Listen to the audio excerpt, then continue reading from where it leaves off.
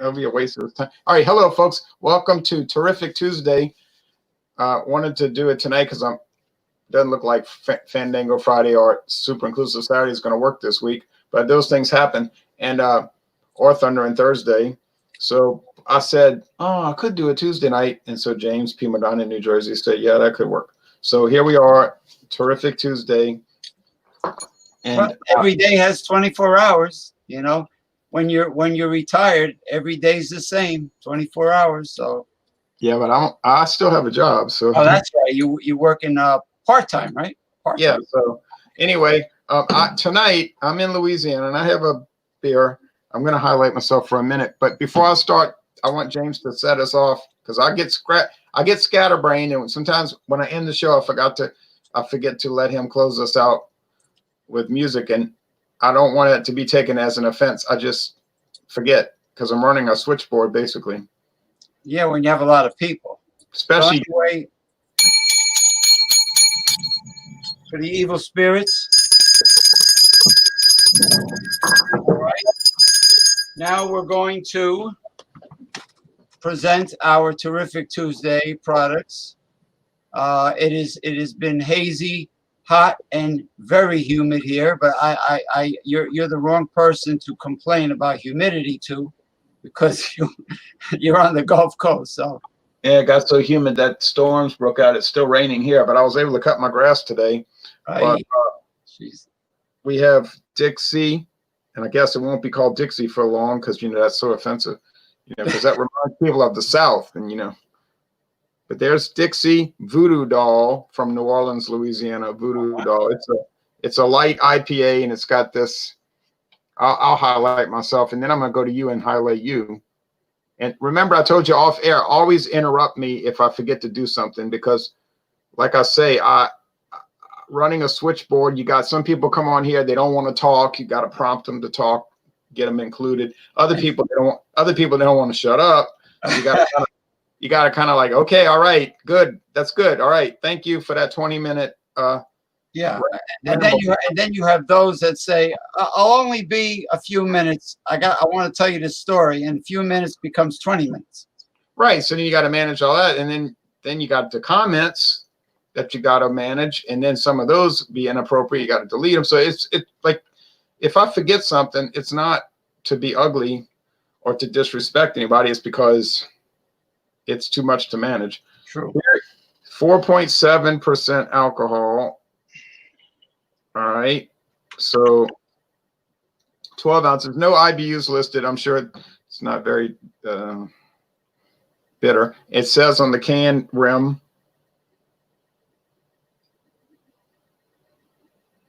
Can you read that? Yeah. Soft and vengeful. Oh, boy. So it's soft and vengeful. Like me. All right. No, I just use an alias title. I use an alias name for tonight.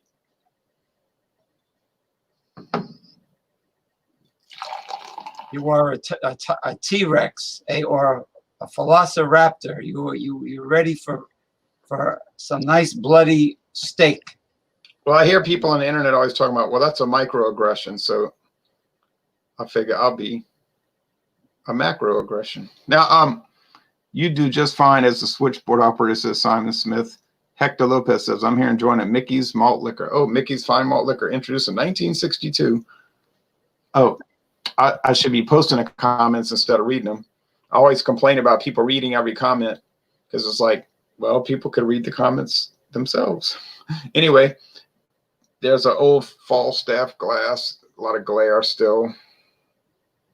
And it's a flute glass. I should have champagne in it more than this ale. But it's hazy, it's golden, it's bubbly. There's an enormous amount of suspended sediment in here. It looks like somebody dumped baby powder in it. Yeah. I like haze. The head is spongy. It smells faint, like there's faint citrus and faint malt, which comes from malted barley grain. Okay, I'm gonna have to put my glasses on because I can't see. Yeah, I didn't have tacos today. I had pizza with andouille sausage, and then I cooked the sausage too long and it burnt on one side. I was disgusted. Yeah, it got dry. I had the flame too high. I mean, oh well. I said, well, overall it was still good, but it was just screw up. Yeah, I'm gonna make Black Angus grass-fed organic beef frankfurters, foot-long frankfurters with organic baked beans on the stovetop grill tonight. Sounds good. I already had a little bit of supper, so I'll just eat tomorrow morning. You know, y'all know I wake up so early. I eat breakfast this morning at 4:45 a.m., which is a little crazy in some people's minds. But in other people's minds, they say, oh, that's when I eat breakfast. Okay. Well, you know, my brother-in-law has to start open up the garage at like 6 a.m., I think, 5 days. So he gets up when you get up, he gets up at 2:30 a.m. Yeah. You know, you get into that routine. Got to get ready. Yeah, and I don't need an alarm. I just start looking I'll just look and I say, it's 2:10. I'll lay here for 35 more minutes, but then I'll be looking at the clock, 2:42. Yeah, snooze, automatic snooze button. I just get up. 2:40. I have the alarm just in case I fall asleep, start dreaming about who knows what, any kind of craziness, you know. But the taste of this, it's very mild. 4.7, it's mild. Everything about this beer is mild. If you want to try an IPA and you're scared of bitterness, this is the one to try because it's mild. It's a faint breadiness, a faint sweetness, a faint bitterness. It is a medium body though, and a fairly dry finish. It's everything that I don't like in an IPA because it's too bland for me. But it was in the mix pack, so what was I going to do? I said, oh boy. When I saw that mix pack, I said, gotta be stuck with this one. It might have a little wheat in it too. It tastes like it might have a little wheat, like you get with white wheat bread. Well, still, it tastes fine. But then on the other hand, a lot of things taste fine. But it's like, people say, how was that meal? Oh, it was fine. How was the movie? It was fine. How did the date go? No, it was fine. Uh-oh. Not too exciting. How was the get together at your mother's house? It was fine. You know, so I don't know if that's really a compliment, but it's fine. Oh, there we are. Okay, I have here 5% alcohol, Iwate Kura beer from Japan, Japanese ale Sancho, and I'll show you. It's Yeah. it says here Japanese ale Sancho, right? And then it says Japanese herb ale. I don't know what category to put herb ale in, but let's see when I pour it. If it's dark, if it's light, and let's see what I got here. It's the company is Seiken Noichi Shuzo Company, Iwate, Japan. Okay, Iwate is the city. Malt beverage with natural flavor, Japanese herb ale, imported by Mutual Trading Company, Los Angeles. All right, product of Japan. Okay, now there's your answer. It's a malt beverage, meaning a beer-based product with natural flavors. The natural flavors will be herbs. So the herbs. The herbs. Oh, it's oh, how nice. It's on the dark side. I think this is going to be good. Like I love that Lucky Chicken dark red IPA that I had 2 weeks ago. The Lucky Chicken. No, I had it Friday. I'm sorry, last Friday. Yeah, that's right. The dark red IPA. That was really good. And it's I can smell a fragrant herbal, like a floral aroma. Now let's take a good bird's eye look at it. It's medium brown, I guess. Brown. All right, brown. And Yeah. hazy. Yeah. And let's. I like the aroma. Let's give it a taste. Japanese beer. Cheers to you. Yeah, I haven't. This is the first time I'm having this. It's nice that they put out a variety at the Mitsuya market, because with these independently owned liquor stores, they're, the managers they don't believe in good customer service. They believe in ordering what they want to order, because they're the boss. I'm the boss. I'm the boss. I apologize for saying cheers. I meant to say kampai. Hey, that is very herbal essence. Hello, Jack Reed. He lives in Northern Ireland. Oh, okay. So is he near Belfast? Everybody probably asked that question. I don't know. All right. Well, here we're actually Bell slow. But anyway, it has a yeah, not Belfast, Bell slow. Okay. Bell slow. It has a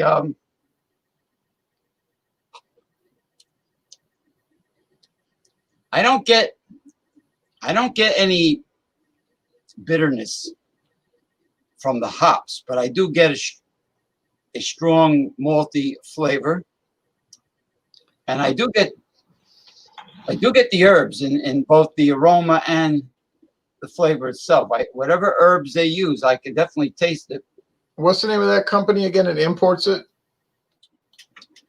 I think that might be the same company that imported the Lucky Cat and the Lucky Chicken. Imported by Mutual Trading Company, Los Angeles. Mutual Trading Company. I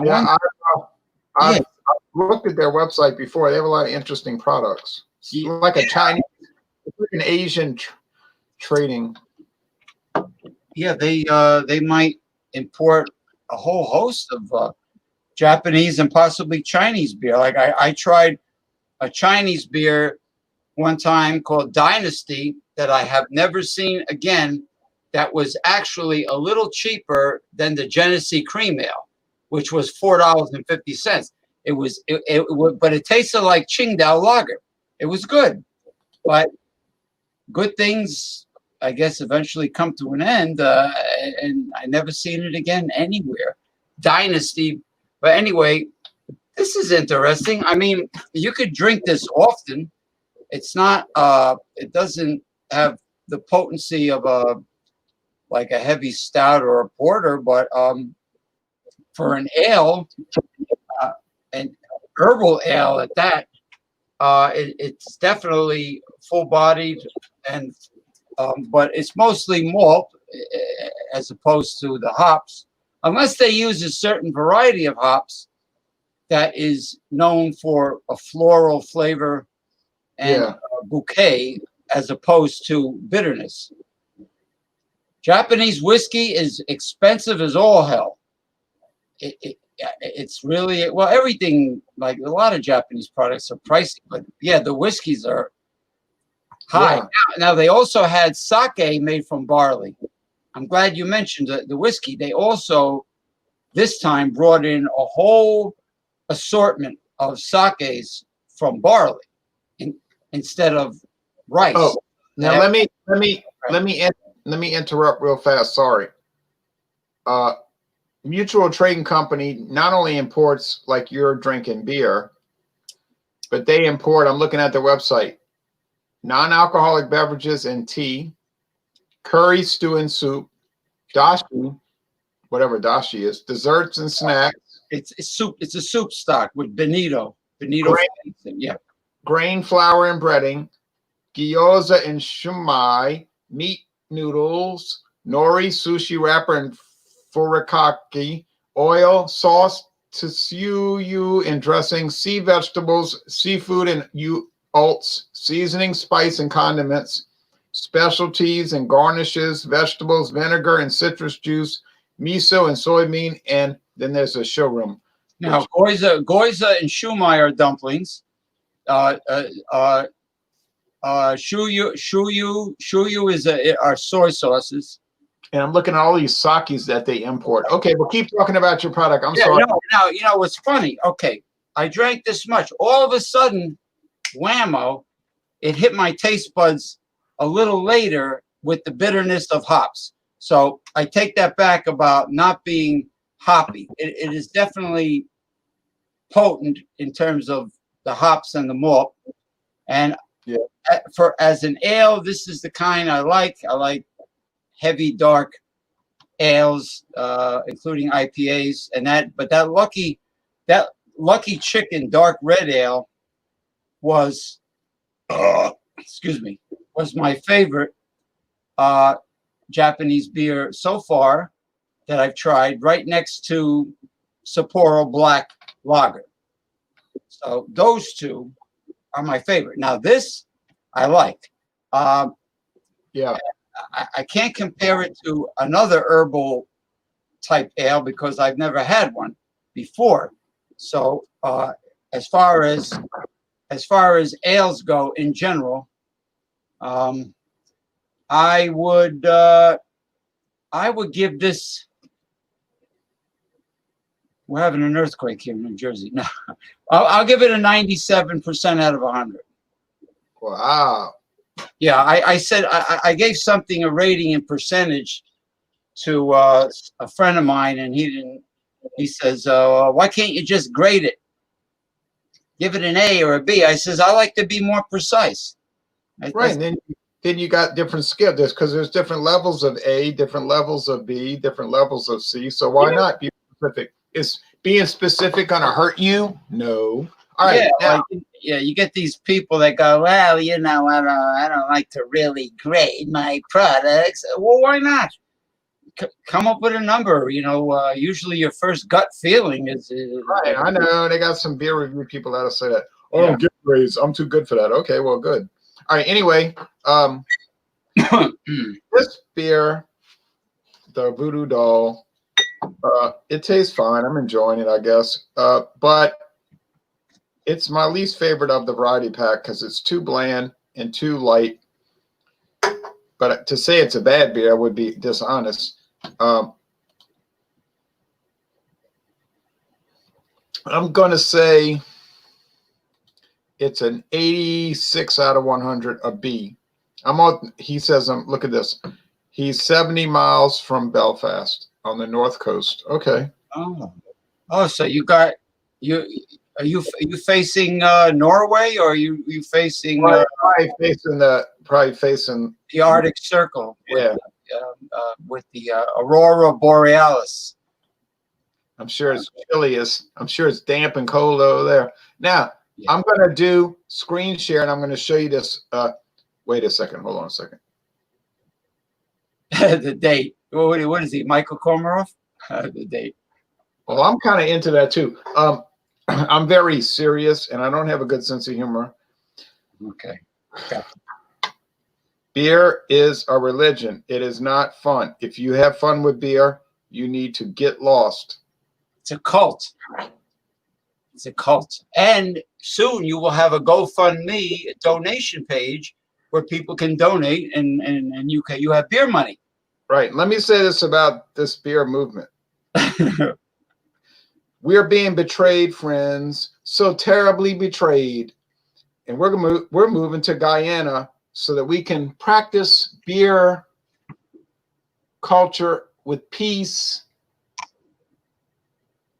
tranquility, and so that people can follow every order I give, no matter how ridiculous. You know, I have a good friend who's to Guyana. Huh? I have a good friend who's from Guyana. She's a very pleasant young lady, and her whole family's from Guyana, and they're wonderful people. But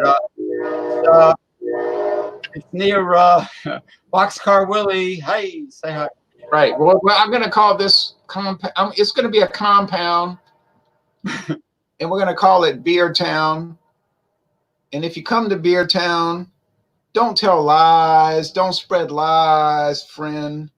So many. Otherwise, Jay's gonna make you drink that special Kool-Aid formula if you tell lies. I think what I'll do is I'll have speakers set up throughout the compound where I'll play endless videos that I recorded about beer, and they'll just be the audio of that going on incessantly. Make them listen to Dawnbusters nonstop. Dawnbusters. And if we're challenged in any way, you see, because the terrible lies they spread, the lies, I won't let them take Ujara. Now, anyway. I would like to ask the company that makes Black Cat rum in Suriname, because Suriname's not far from Guyana. No. Maybe they could open up a distillery near the compound and teach us the fine art of making strong spiced rum. Right. Añejo. And in Beer Town, or we'll have rum too, but in Beer Town, we just want to be left alone, be left in peace, friend. You know, that other gentleman made me think of something. When I was in Venezuela on Margarita Island after Caracas, this was before Chavez, Hugo Chavez. Right. All the Virgin Mary statues were all brown skin statues. If you go to a religious store up here in the Northeast or in Europe, they all look Northern European. They got light hair, light eyes, and white skin. So apparently in South America, they think everyone from the Bible. Now that might have been, you know what? I take that back. They might be more realistic. Mary might have been a typical Semitic, Israelite. She might have had brown skin. So, I thought she looked like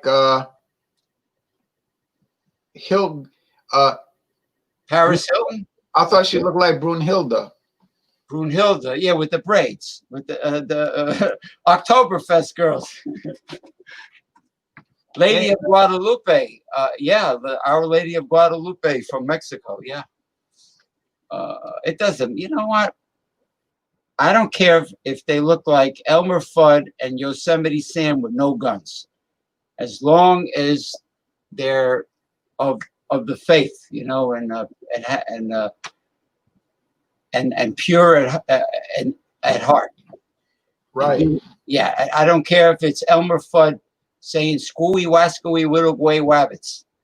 Doesn't matter. Oh, speaking of Elmer Fudd, yeah, don't carry a shotgun. I'm so triggered if you not to talk about shotgun. This political correctness, this neoliberal political correctness, is getting out of hand. They're doing even more.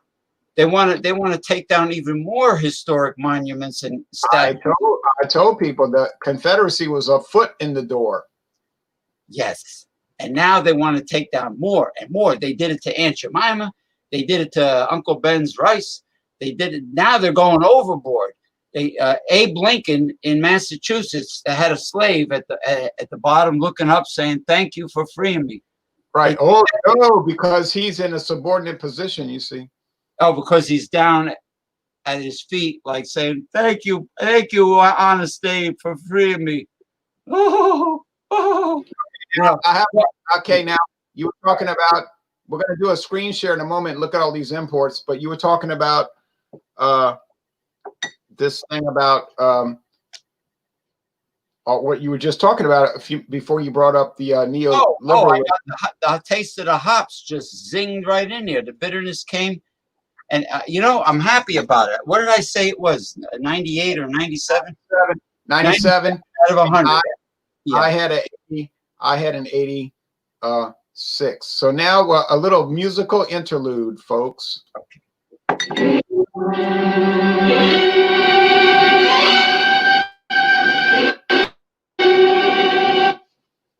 Ride of the Valkyries or something like that?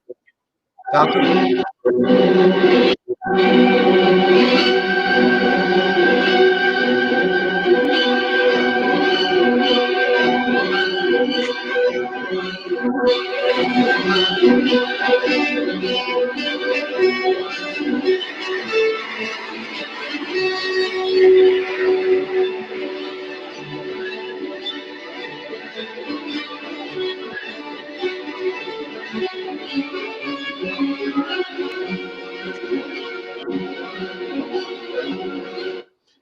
The reason I played that is because when these leftist devils show up to smash a statue, I always had these fantasies like I'd like them to be out there with their cargo shorts on and their masks, coming from you know where they grew up, and all with the police back there watching. I'm gonna let Ronald come in a moment, not doing anything, and then there would be like a citizens intervention special task unit, and then they'd start playing this music as the citizen group approached, and all the leftists would be out there saying, "We're gonna tear down a statue of Grover Cleveland because when he was 11, he said something offensive."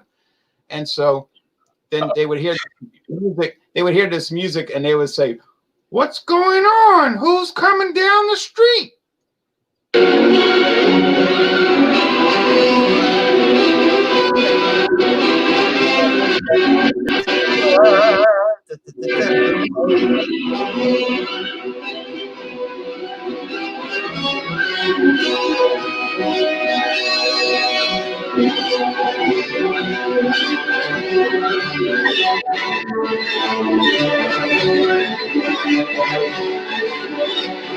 You know what I want to do? I want to put a force field around every historic monument and statue.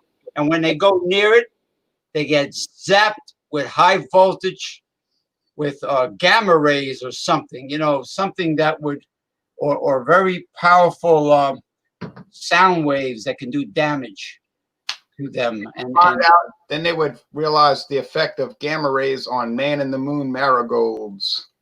Yes, and by the way, if they intend to go to Mars, which I think is a stupid waste of taxpayers' money, they should terraform Mars instead of landing on it now. Terraforming. Maybe they can terraform the moon, and they can send these people that knock down statues to the moon, Alice. Send them to the moon. Okay, a little bit more music. Then we're going to add Ronald and look at the screen share. Yes, the screen.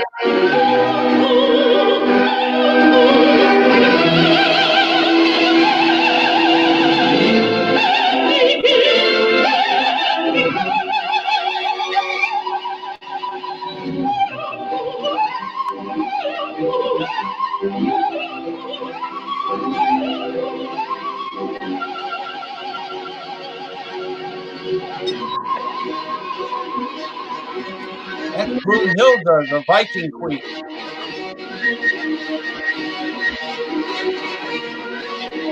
Thor. I can picture Thor with his hammer. With the lightning. Okay, so that's right. That's just a friendly message to all the cadres. Hey, wouldn't that be cool if somebody did an animation of you dressed like Thor with the lightning bolts coming out of the hammer for Thundering Thursday? Yes. Jesus statues. Yeah, they all make Jesus in their image according to their culture. Everybody does that. Maybe the Eskimos make, if they're Christian, which make Jesus. I'm sorry, James, but Eskimo pies were discontinued for being politically incorrect. They're no longer to be. I loved Eskimo pie. No, they got rid of Eskimo pies because it's triggering people because of Eskimo, Oh, come on, man. They're offending Eskimos. I mean, that was a great product. Well, man, maybe now they'll call them like liberation pies. Why don't they call it stick it where the sun don't shine pies is what they should call it. So Mr. Ronald Sutton has a I didn't catch it. I was on Bumpy's show last night, and I never did give my score. We got to talking and BSing, and it went on late. I never did give my score, but this is A No, Bitburger product? I'm sorry. Vaneskuna. Yeah, well, I don't know. It's a town. It's from East Germany, Right. not West Germany. God damn, people were letting fireworks off, freaking my dog out. But anyhow, it was owned by Bitburger, and Aldi's owns the distribution rights, I guess. But it's imported from Germany. And it dates back to 1840 something. Who knows? It was 56 years before the purity law. So what's that put? I don't know. It's like 1830 something. But long story short, I enjoy it better than Pilsner or Quell. I really do. The highest quality Czech Pilsner, in my opinion, is Budvar. Is the Budvar. Yeah, that's good.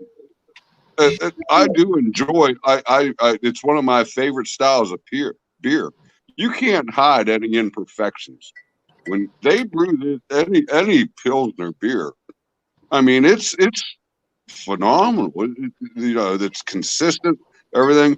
But Pilsner Urquell, you're paying a premium price for a 4.4% alcohol product. Yeah. Now wait. This. Now, I'm going to interrupt you in a very respectful way. What score do you give the Vaneskuna?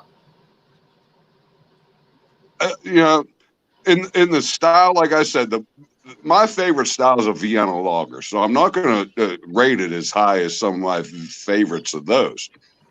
But for a Pilsner, I'm going to give it a 94, where I would have gave a Pilsner Urquell about a 91 or 2. Okay. They're both A products. Are they up into the A plus? No, they're not an A plus product, but they're definitely an A. They do very well at what they do. They produce a quality product. It's just that Pilsner Urquell, like I say, is 4.4. I got a case of Budvar.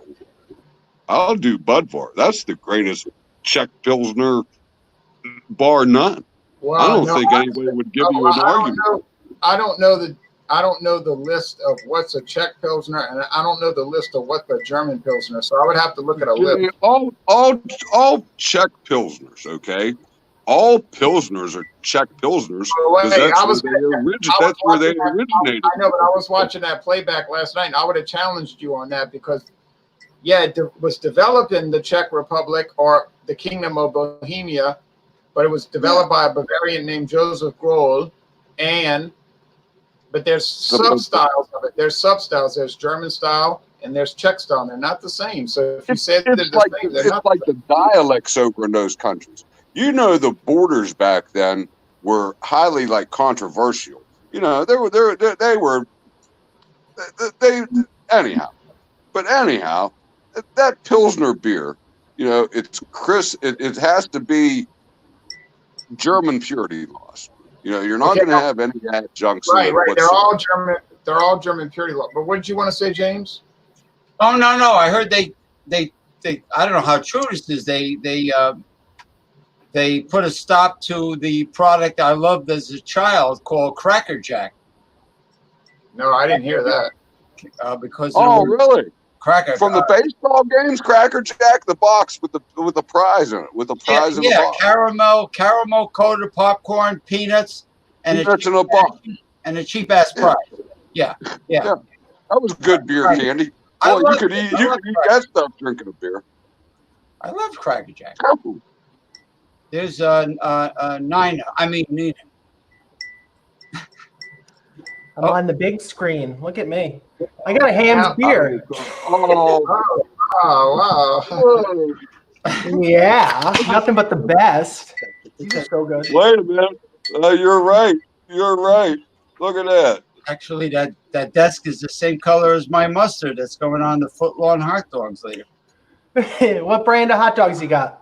I got Whole Foods organic Black Angus grass-fed. Never had those. I've been to Whole Foods. I don't do much Whole Food shopping. They got a snap. They got a nice snap to them, and they're like footlongs. We got a specific special type of hot dog here in Rhode Island called soggy dogs. Soggy. And they were illegal to ship outside of the state for a long time because I guess they didn't have whatever it took to be legal outside of Rhode Island. What do they do? Now they're available. They take stray dogs and they dip them in the Narragansett Bay and make them soggy.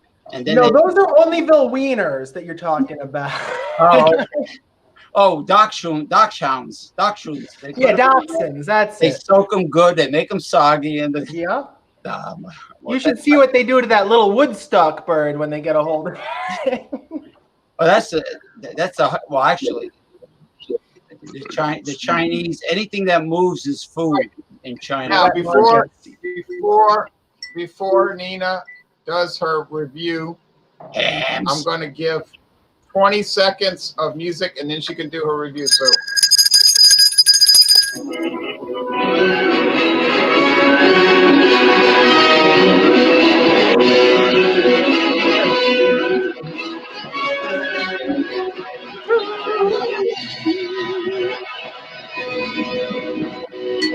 Nina or Nina or Nina. One quick thing before you get started on your review.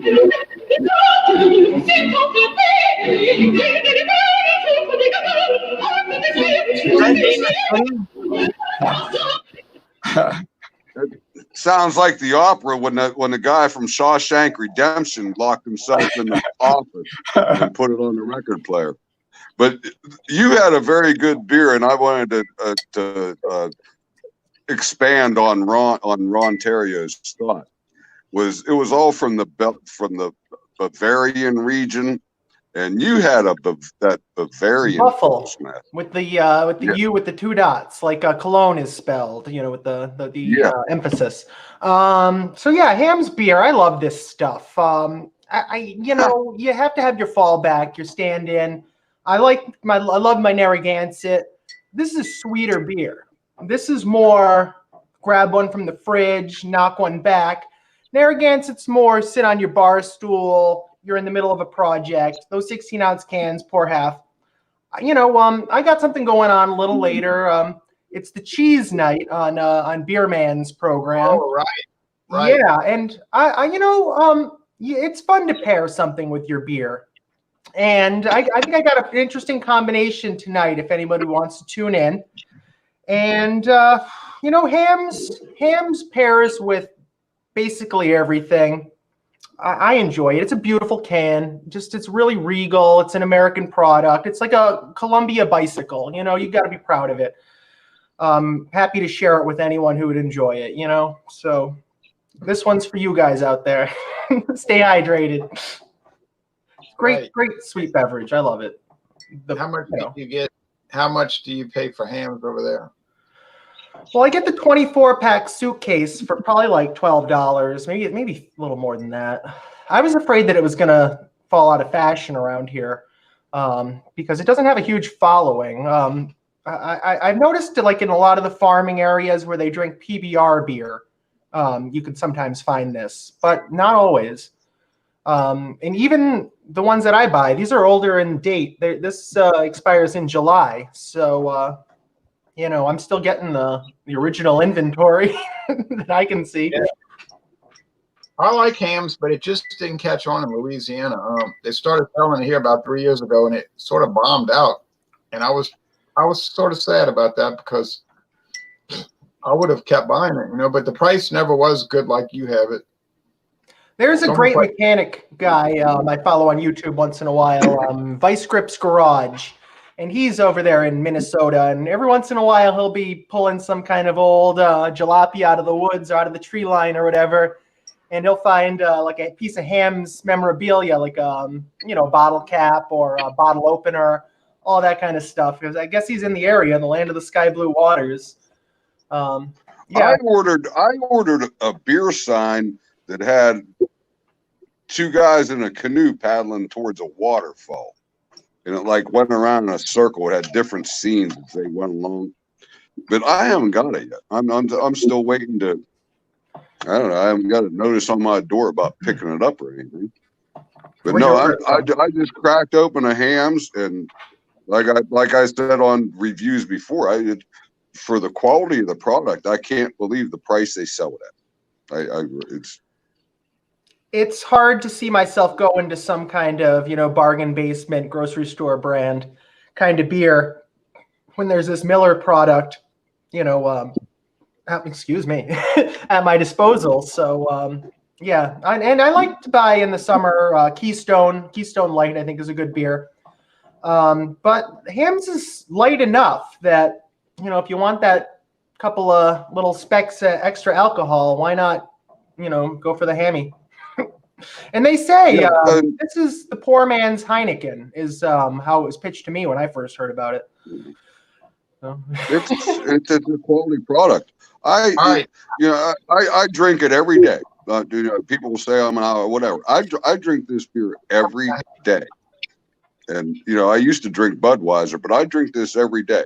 Now, when they do a review or they have a special show, sure, I can bring out my knowledge and my past experiences and give a good review on a beer. But this Hamm's for an everyday beer, it's hard to beat. I don't. The Pabst, it gives the bad taste. Miller doesn't affect me right. Coors is too sweet. This is. I've never had the opportunity, such as you, Jay, to really enjoy a Schlitz. It's too far back in my memory banks for me to pull out and give a review on. I like the dark ale that Nina brought in the not too distant past. I don't know if it was an IPA. Forgot what a dark ale. Oh, they lager. That was gorgeous. That's a good beer. I've been drinking. Not too long ago, you brought it. The Rhode Island lager, the Ocean State. Yeah, that's it. Oh wow! I got the beer mat. Ocean State lager. Yeah, that's it. That was it with the lighthouse. Yep, I love a lighthouse. You mentioned last night, Nina, that you didn't have a Vienna style lager. Well, if you had that traditional from Yingling, that's like a Vienna style lager, and that darker beer you had the other day was a Vienna style lager. No, the terminology Vienna style. It seems like maybe it's not like really battened down like a German purity kind of a beer. Well, Ron can explain that to you. Let Mr. Terrio, the beer man, he'll explain it to you. The beer maestro. He'll do it in 2 minutes.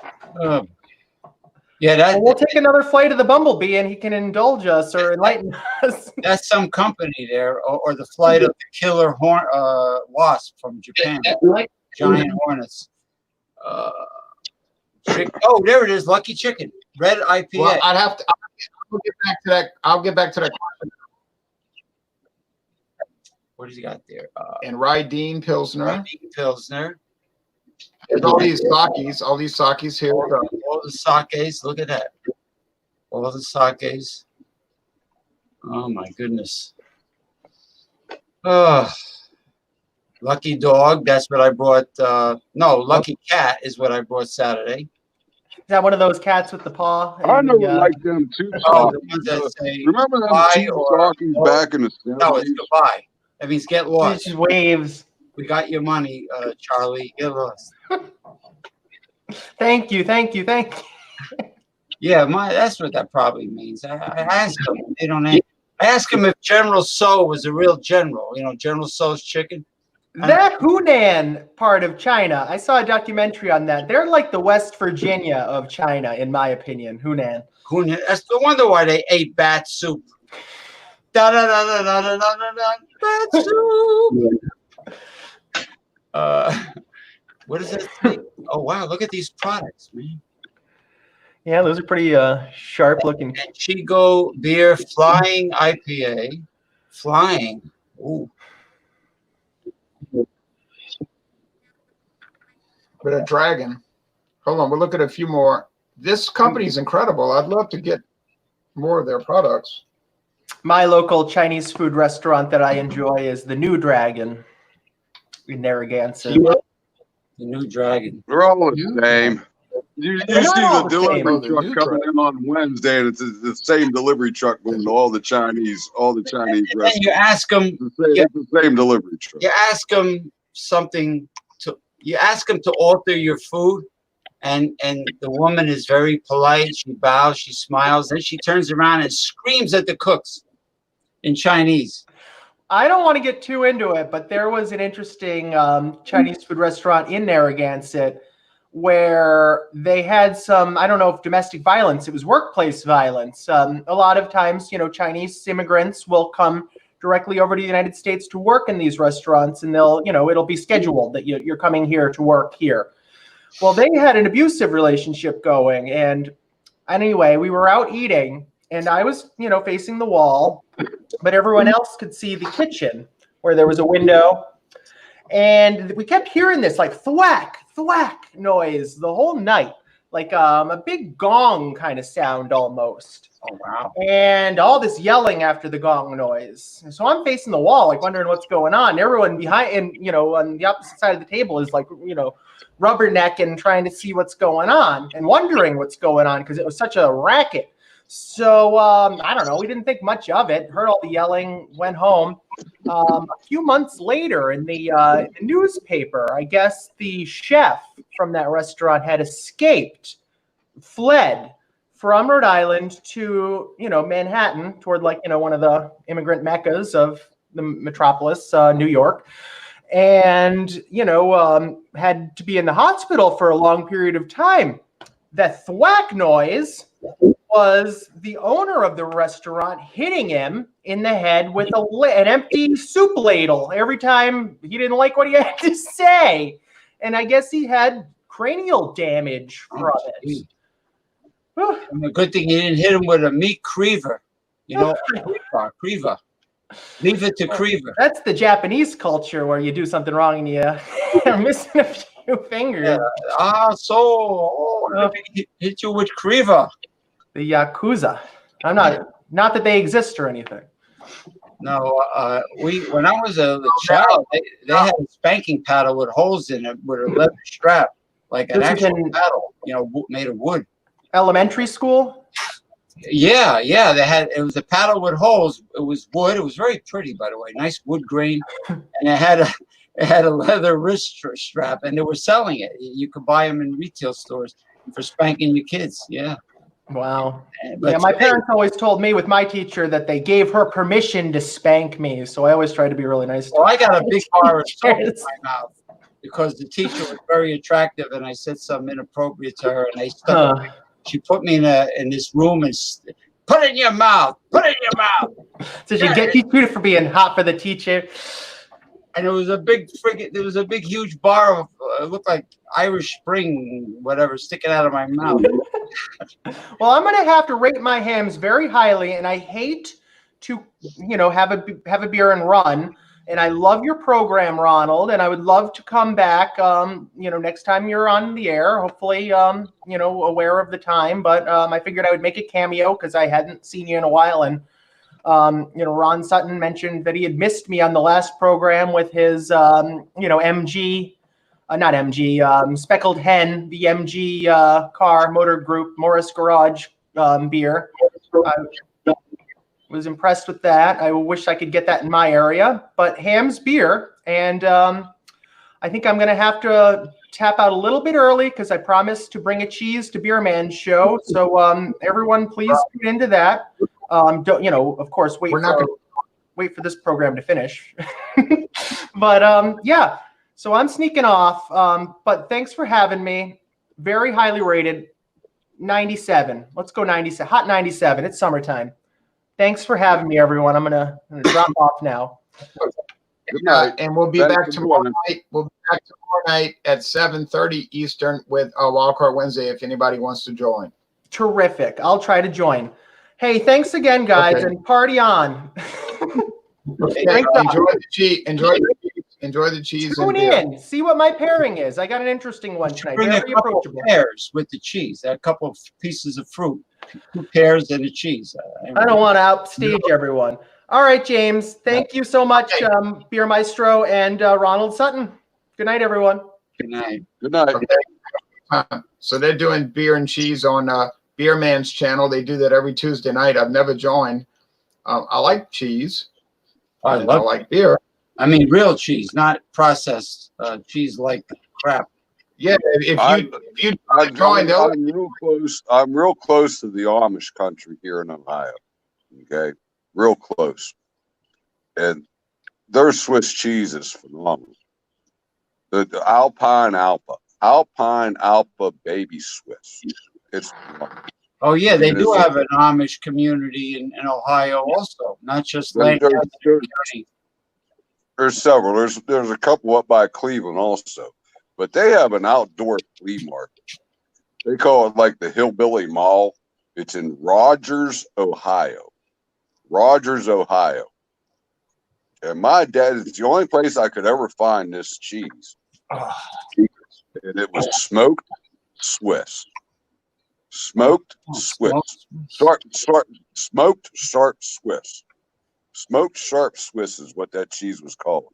It was phenomenal. You ever have German Limburger imported from Germany? I've had it. You know, it's just that smell. I like it. On a good cracker, it's good. Yeah. Like ripened brie or camembert. You know, with the I can get Limburger. It was the Holy Trinity. Limburger from James. I get Limburger from Wisconsin. I get Limburger from Wisconsin. Wisconsin. Yeah, it was the Holy Trinity. Domesticated Limburger is good too.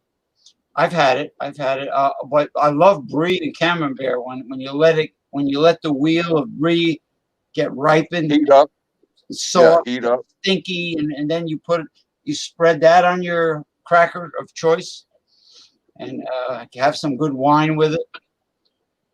But it was the Holy Trinity. The Holy Trinity was the bakery, the brewery, and the cheese factory. They all went together because they all used yeast. You know, your bakery making the bread, they got the grains in, then they put it into the wort and everything, and made their beer, and then they had the cheese to sustain it. Never had it. No. Okay. Before we get off the air. Yeah, I would have run the fish market in the village because I did that for 10 years. Fishmongering. Before we get off the air, you were asking me something about the German purity law, and I wasn't quite sure what y'all were asking. I think it was the date. Because this Versteiner or whatever I got, Verst, and the German, this was made 56 years before the purity laws. And I did that Stiegel, and the Stiegel, was before the purity laws too. I think the purity laws were 1896, something like that. No, the German purity law, the Reinheitsgebot, first came into play in 1516. 1516. Yeah, okay. And it was only for it was only for Bavaria, I think, and then it got expanded to the whole country, and then later on they adjusted it to add wheat. They allow wheat. Now the things like the Wernesgrüne and Lowenbrau and those type of Pilsner type beers, they didn't come out until the 1800s, mid to late 1800s. But the companies were producing beer back to the 11th century, you see, but they didn't produce Pilsner. Pilsner beer did not debut until 1842, but they had like dirtier, stronger, less crisp and spicy beers. But they did have beer, yes, back to the Middle Ages. That's right. Maybe more in style with like craft beers. Well, we're gonna get off the air in the next 6 minutes. But any last comments? We'll be on tomorrow night for Wildcard Wednesday. There isn't much else to say on my end, except that I was fascinated by this mutual trading company. I could spend the rest of my life just trying their products. Me too. I was very impressed by the diversity and the variety that they had. That import company in Los Angeles. You know, I know. Can you imagine what their warehouse must look like? Yeah, I mean the warehouse must be like unbelievable.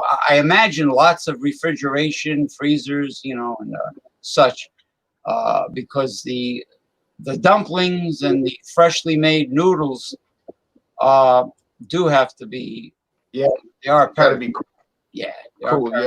Yeah, there's a fermented Japanese soy product called natto, Natto, that is very popular in Japan, but it's not too pleasant looking. It's very gooey, you know, but it's supposed to be good for your health. But I have had goiza and shumai dumplings, and they're very tasty. They're very tasty, as well as the somen, udon noodles, and ramen noodles. And lots of times the Japanese serve it cold, Sapporo style, and they put this. They use this dipping sauce, which is kind of like a combination of good soy sauce with fish extracts, like from bonito, tuna, anchovy. You know, any combination of those. Almost like a combining teriyaki with a fish sauce, and they use that. And I know Eric Frauenfelder told me in Japan they have this like waterfall of purified water going down a bamboo slide, and they put the somen noodles. They circulate somen noodles around it, and people grab them with their chopsticks in the cold water. They grab them and then they put them on their plate and they dip it in the sauce. It's kind of a peculiar custom for well, I should say so. Yeah, but anyway, getting back to that other thing, when is it going to end? How far are they going to go? These neoliberal, politically correct bullshit. You know, I mean, it's getting out of hand. I mean, food products, statues, historic landmarks. Why are these spineless wimps of white politicians? Why are they pandering and kowtowing? They're a disgrace. They would never make good. The Vikings would probably throw them in the fjords. They're very bad people. You know, they're very bad. These politicians that cater and don't enforce the law, they're worse than the terrorists, because they're in malfeasance of office. They don't follow their own law. You know? I mean, let's say you were part of a family-owned business, and your store, you had a chain of stores that were being vandalized and looted and set on fire. You would say, "Hey, police commissioner, governor of the state, what are you doing about this? My family's business is being destroyed. Where's the National Guard?" You know, I mean, right. And then they stand by and do nothing. Now, if the citizens fought back to defend their property, they'd be arrested for doing some terrible thing, even though they were in the right. They were doing the right thing. They were doing the right thing. They would be the heroes. So if, like in Los Angeles in 1992, the Koreans who fought the terrorists there, they were the heroes. And then the media portrayed them as some kind of bad people. Look at them on the roof with a rifle. I remember seeing that. Yeah, they should have made a statue for those people and said, "This is what lawbreakers need. Some of this," you know. Well, it's like a bully. When you stand up to the bully, instead of show fear and crumble, you know, and fold like a cheap camera, you know, the bully doesn't like confrontation. No, they didn't go in there and try to go into Koreatown and rampage through there, though, in 1992, because they would have found themselves in the graveyard, you see, in the cemetery. They would have been blasted like friggin' what's his name, Wild Bill Hickok. They would have took care of business. So I was very proud of the Koreans in Los Angeles for defending their neighborhood against these evil mob, that evil mob, you know, who deserved everything that they should have gotten. So, and I would like to see the hammer brought down on the current Taliban, American Taliban. I would like to see the hammer brought down on these Taliban ISIS people. I wonder what kind of statues they would approve of being erected, since they want to destroy history. I wonder what kind of statues I can only imagine what kind of statues they would erect. One proposal was Britney Spears. Britney Spears. What about Miley Cyrus with her tongue going sideways? I would probably like that. Mayor, the wimpy, or the devil, very tall skyscraper of a mayor, Mayor Bill de Blasio. They're on his case because he's letting dangerous criminals out of prison there, and all of a sudden the crime rate is going up in New York City. I can't believe it. I can't believe it. He's letting him out of prison. Maybe his wife is, if you know what I mean, is influencing him.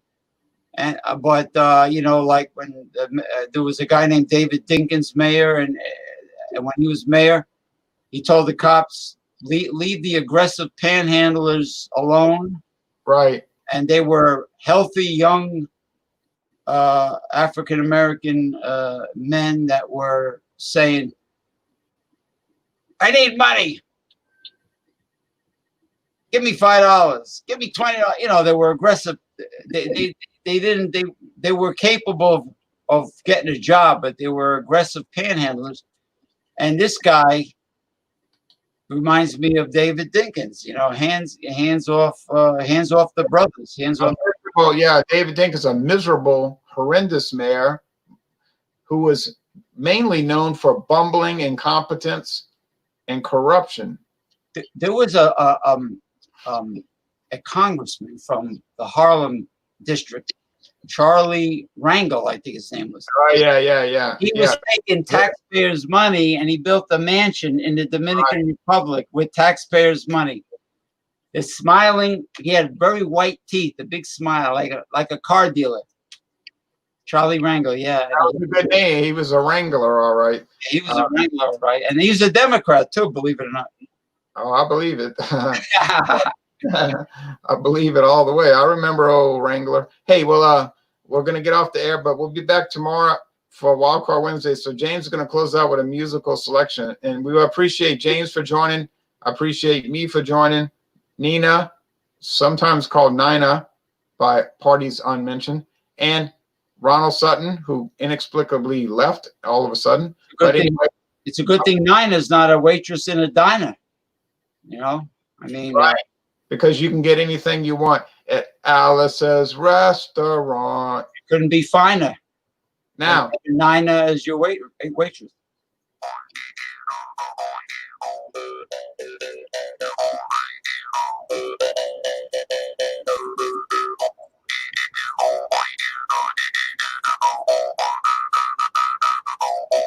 Oh, he's right.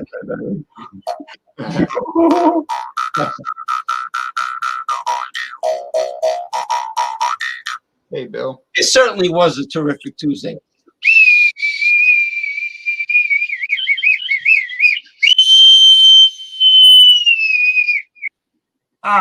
You just departed our terrific Tuesday pirate ship. Yeah, and see, I would like to close out every hangout like that, but then I forget sometimes, and then you tell me later, and then I feel bad about it. Well, you got 6 people up there. You got 2 people in the basement. You got, it becomes a menagerie. Yeah, like a glass menagerie. Like a glass menagerie. But my court jester's hat is actually a Jägermeister hat. Oh, if your stomach is feeling funny after supper, drink some Jägermeister. It might feel better. Yeah, and I wear the Jägermeister backwards, but sometimes I should wear it forwards. It all depends. But anyway, it's humid. Have a good one, people. Yeah, take care, everybody. See y'all tomorrow night. Yeah.